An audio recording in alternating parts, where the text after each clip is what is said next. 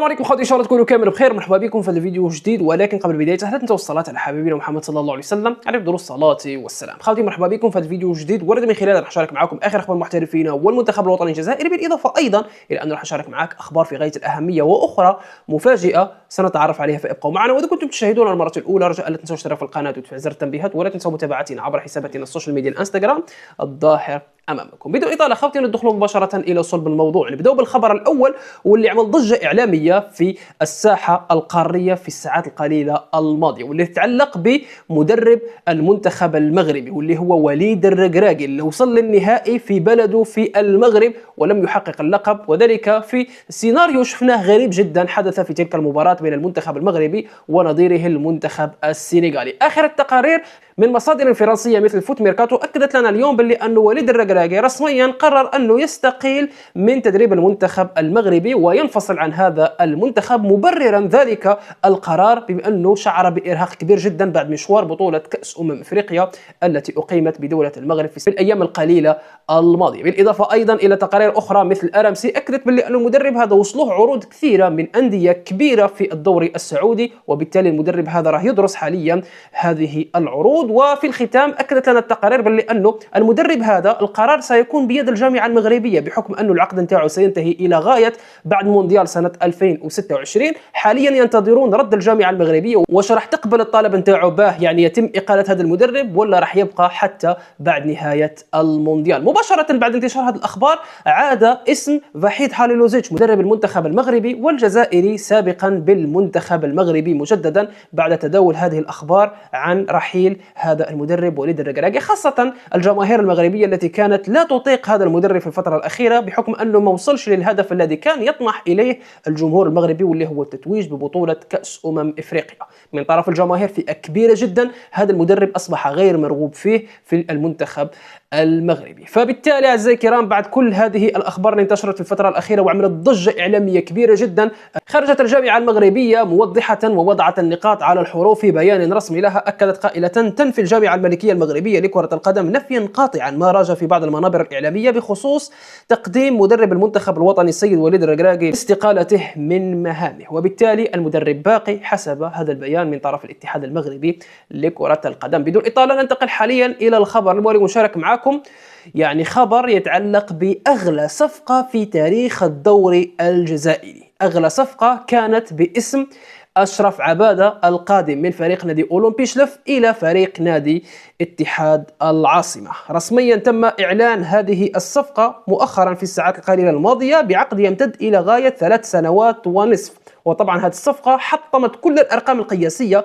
في سوق الانتقالات المحلية في الجزائر، وطبعا بلغت قيمة الصفقة حوالي 10 مليار سنتيم تدفع على دفعتين، 8 ملايير الآن و2 آخر الموسم. وطبعا جمعية شلف ستتحصل على 30% من قيمة أي انتقال مستقبلي للاعب.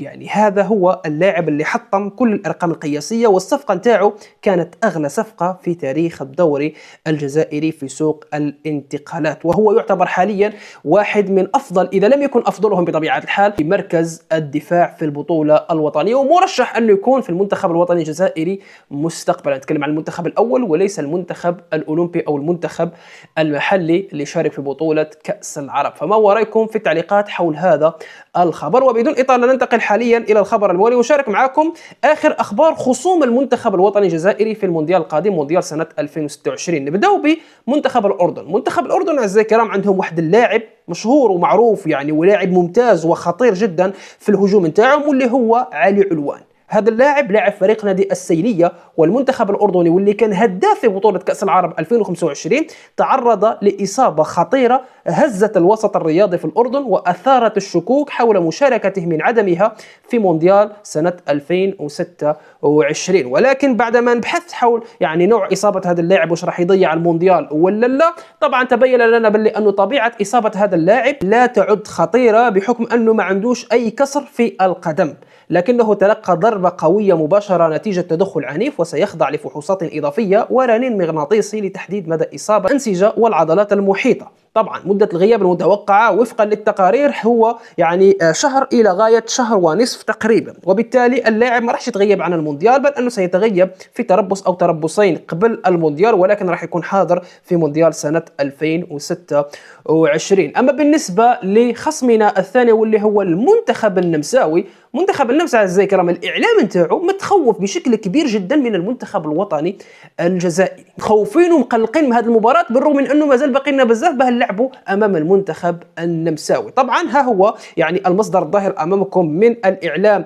يعني النمساوي، واللي اكدت باللي انه المنتخب الوطني الجزائري عندما تاهل الى دور 16 في بطوله كاس افريقيا، وطبعا هذه التقارير كانت وقت بطولة كأس أفريقيا سنة 2026 بدولة المغرب. المهم يعني كي تأهلنا داروا تقرير على المنتخب الجزائري وصرحوا قائلين بهذا التأهل حققت الجزائر إنجازا يفوق ما حققته في النسختين الأخيرتين من الكان، ويبدو أن تحذير مدرب منتخب النمسا رالف بشأن ثعالب الصحراء الذي قد يكون مصيرهم أي التأهل لدور 32 من كأس العالم على المحك في يوم 28 جوان في مدينة كانساس سيتي كان في محله. واش حب يقول؟ حب يقول باللي انه المدرب نتاعهم حذر من المنتخب الوطني الجزائري بعد القرعه، وبعد اداء المنتخب الوطني الجزائري في بطوله كاس افريقيا الاخيره اصبح يرى الاعلام النمساوي ان تاهل منتخب النمسا للدور القادم بعد دور المجموعات اصبح على المحك بسبب قوه المنتخب الوطني الجزائري، وبداو يتوقعوا من الان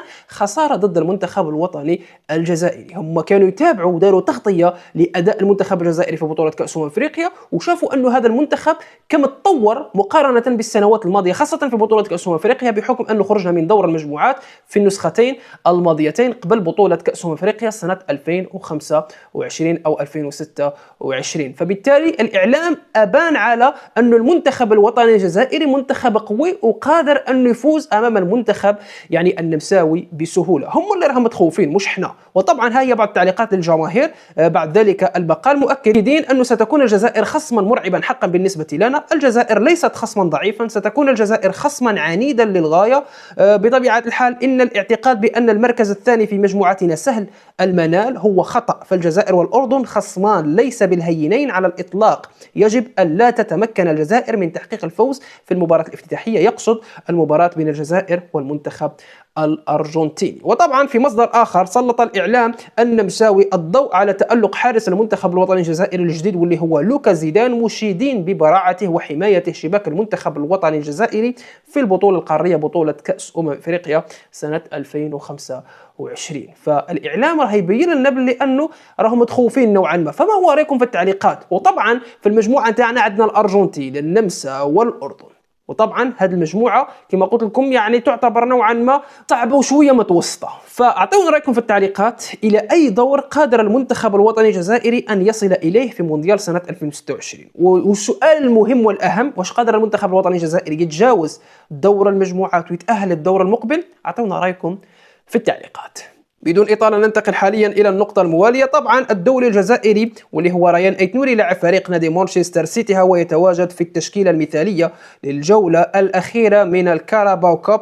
بطبيعة الحال اللاعب تألق في تلك المباراة وها هو يدون اسمه بطبيعة الحال في التشكيلة المثالية. ألف مبروك لهذا اللاعب. أما بالنسبة لآخر أخبار سوق انتقالات لاعبين محترفين، الدولي الجزائري واللي هو السنتي طراوي أكدت لنا هذه المصادر الظاهرة أمامكم البلجيكية باللي أنه الصيف الماضي كانت هنالك اهتمامات من أندية بلجيكية مثل نادي أندرلخت وكلوب بروج تجاه هذا اللاعب، ولكن الآن دخلت أندية إنجليزية في السباق من أجل التعاقد مع هذا اللاعب يمثله الآن وكيل أعمال إنجليزي قوي، ما يعزز فرصته للانتقال إلى الدور الإنجليزي الممتاز. وسبق أن قدم نادي ساندرلاند عرضا في الصيف الماضي لكن الاتفاق لم يتم حينها. وطبعا حاليا بعدما أن أصبح وكيل أعمال هذا اللاعب إنجليزي فسيسهل هذه الصفقة، لأن هنالك اهتمام كبير جدا مجددا من فريق نادي ساندرلاند من أجل التعاقد مع نجم فريق نادي شارلوروا. وطبعا إذا راح ينتقل هذا اللاعب طبعا سيتم يعني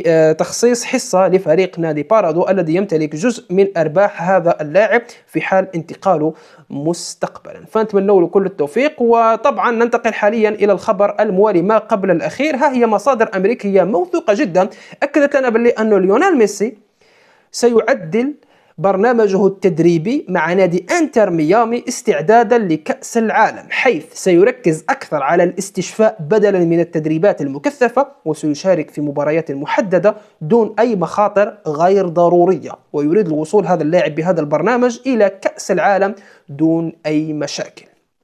بالرغم من أنه اللاعب هذا ترك الباب مفتوح للتأويلات واش راح يحضر في المونديال ولا لا بسبب يعني الجاهزية البدنية تاعو، إلا أنه راح يدير هذا البرنامج التحضيري غير باه يكون حاضر في مونديال سنة 2026، والمباراة الأولى راح تكون ضد المنتخب الوطني الجزائري، المباراة الافتتاحية في دور المجموعات في المجموعة نتاعنا. بالنسبة للخبر الموالي والأخير رسميا أعزائي الكرام، إسماعيل بن ناصر لن يتم استدعاؤه في التربص المقبل، وبالتالي طرحت علي أسئلة قلت لي وليد شكون هم البدائل الممتازة في منصب هذا اللاعب. طبعا حاليا كاينين 3 لاعبين ممكن انه يلعبوا في منصب هذا اللاعب ومتاحين حاليا. نتكلم عن فيكتور لكحل اللي متمني انه نشوفه في المنتخب الوطني الجزائري في الفتره المقبله، بالاضافه ايضا الى ياسين تطراوي ولا عبد القهار قادري. انتم اعطونا رايكم في التعليقات شكون هو افضل بديل مثالي لهذا اللاعب في التربص المقبل الذي سيغيب عنه اللاعب، وذلك بسبب تعرضه لاصابه ستبعده عن ارضيه الميدان لمده لا تقل عن أكثر من شهر. كان هذا فيديو اليوم، والسلام عليكم ورحمة الله تعالى وبركاته. السلام.